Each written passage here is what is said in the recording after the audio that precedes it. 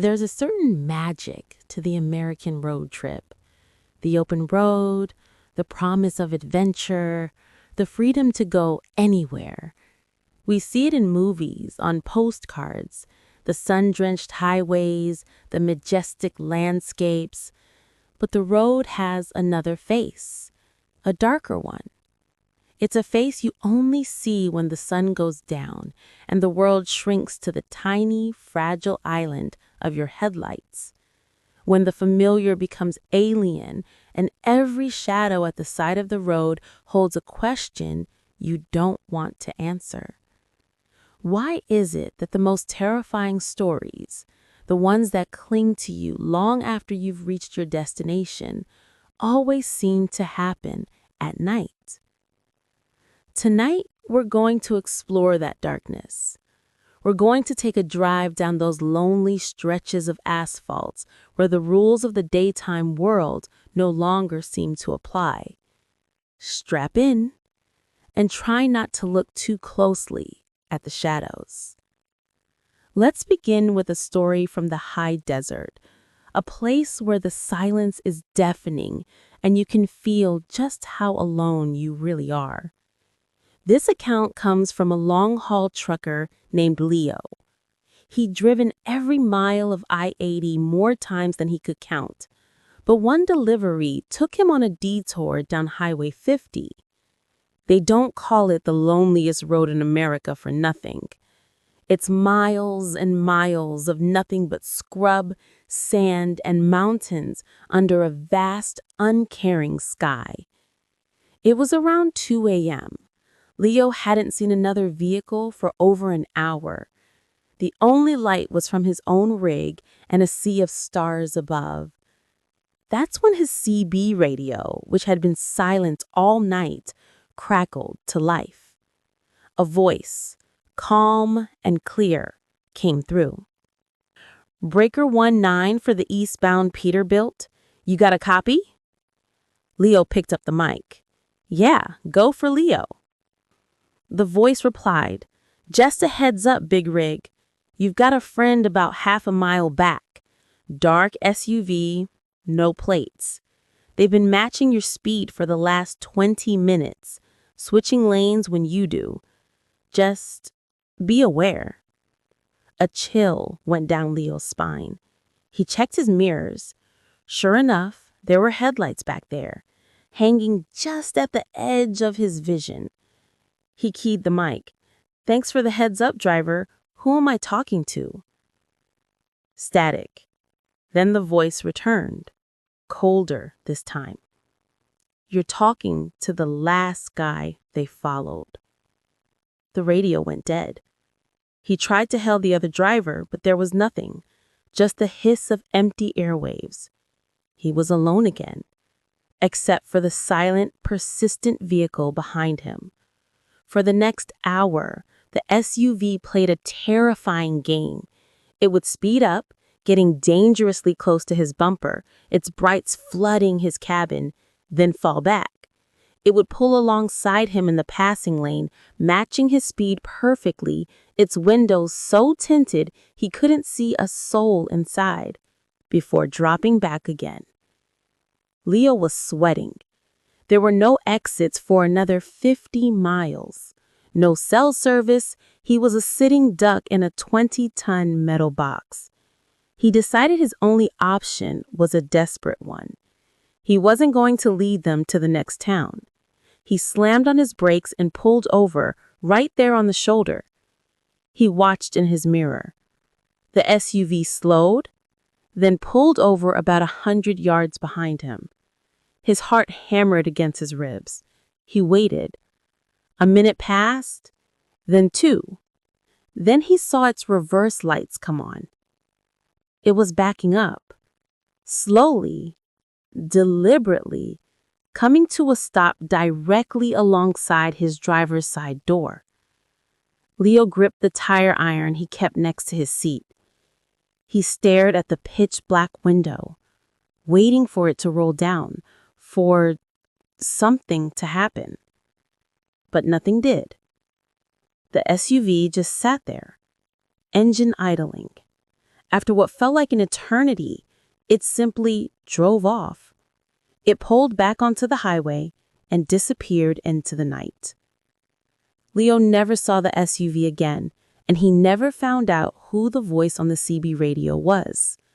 A guardian angel or a warning from a ghost. Sometimes the terror isn't a pursuer. Sometimes it's something you invite in. A momentary act of kindness that opens a door to something else. Our next story takes us to the winding, rain-slicked roads of the Appalachian Mountains. Sarah was driving home from a wedding, cutting through the Blue Ridge Parkway late at night. A storm had rolled in and the rain was coming down in sheets. The winding roads were treacherous and she was crawling along, white-knuckling the steering wheel. That's when she saw him. A figure, standing under a lone, flickering streetlight. A man, soaked to the bone, his thumb held out. He was wearing an old-fashioned dark raincoat and his head was bowed against the downpour. Every instinct told her to keep driving, but the human part of her, the part that knew how cold and miserable it was, won out. She couldn't leave someone in this. She pulled over just past him. She leaned over and pushed the passenger door open. "Get in quick!" she yelled over the sound of the rain. The man climbed in, dripping water all over her seat. "Thank you," he said, his voice a low, gravelly rumble. "Just up the road a ways." She pulled back onto the highway, the atmosphere in the car suddenly heavy and cold. She tried to make conversation. Rough night to be walking. He didn't answer. She glanced over. He was just staring straight ahead, water dripping from the brim of his hat, obscuring his face. She could see his hands in his lap. They were caked in what looked like dark, dry mud. After a few minutes of unbearable silence, he spoke without turning his head. "You have a very pretty neck." The words hung in the air, cold and sharp as an icicle. Sarah's blood ran cold. A few miles later, he pointed a muddy finger towards a narrow, unmarked dirt road that branched off into the pitch-black woods. "This is my turn, right here." There was nothing down that road. No lights, no houses, just darkness. Every instinct in Sarah's body was screaming. She slowed the car, but didn't stop. I can't really turn down there in this weather," she stammered. For the first time, the man turned to look at her fully, and in the fleeting green glow of the dashboard lights, she saw his face. It was gaunt, unnaturally pale, and his eyes were just dark hollows. He didn't look angry. He looked hungry. He simply said, "Suit yourself." Then he opened the car door while the car was still moving at about 10 miles per hour and stepped out into the rain. He didn't stumble. He just vanished into the darkness between the trees. Terrified, Sarah slammed on the gas. She drove for 20 minutes before she saw the lights of a small, all-night gas station. She pulled in sobbing and ran inside telling the bleary-eyed clerk about the terrifying man. He listened, his expression growing grim. When she was done, he sighed and said, "Lady, you're the third person this month to come in here saying that exact same thing. The old raincoat, the muddy hands, the comment about the neck. He always gets out at that same dirt road. But here's the thing, lady. That dirt road, it doesn't go anywhere.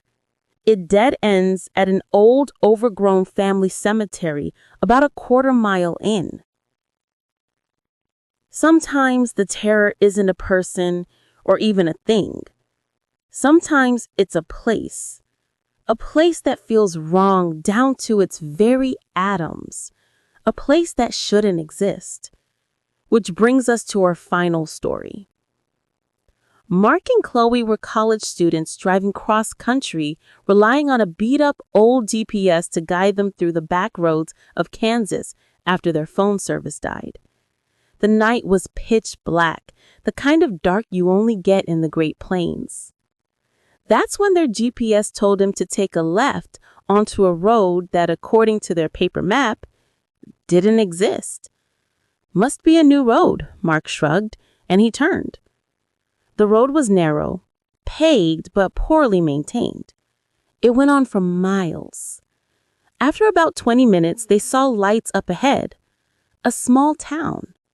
A welcome sight.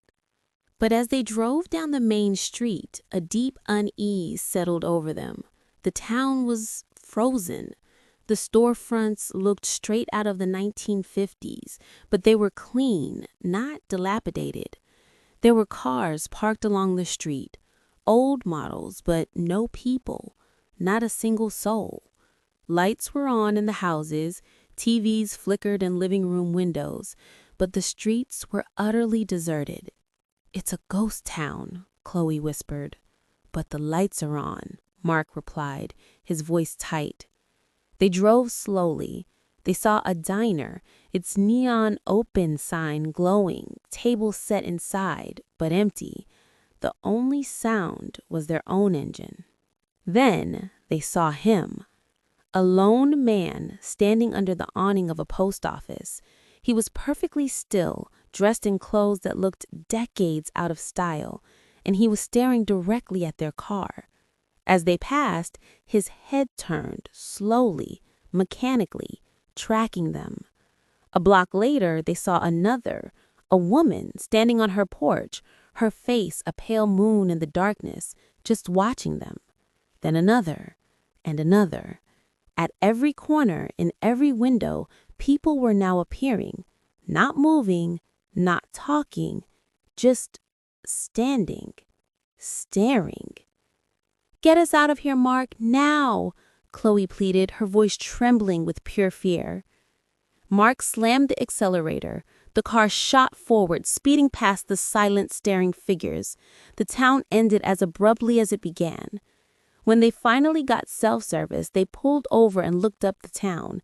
They searched every map, every historical record. There was nothing, no record of a town ever existing on that road. The GPS, when they checked its history, showed no record of the detour. According to the device, they had driven in a straight line all night. They had driven through a town that, by all official accounts, was never there.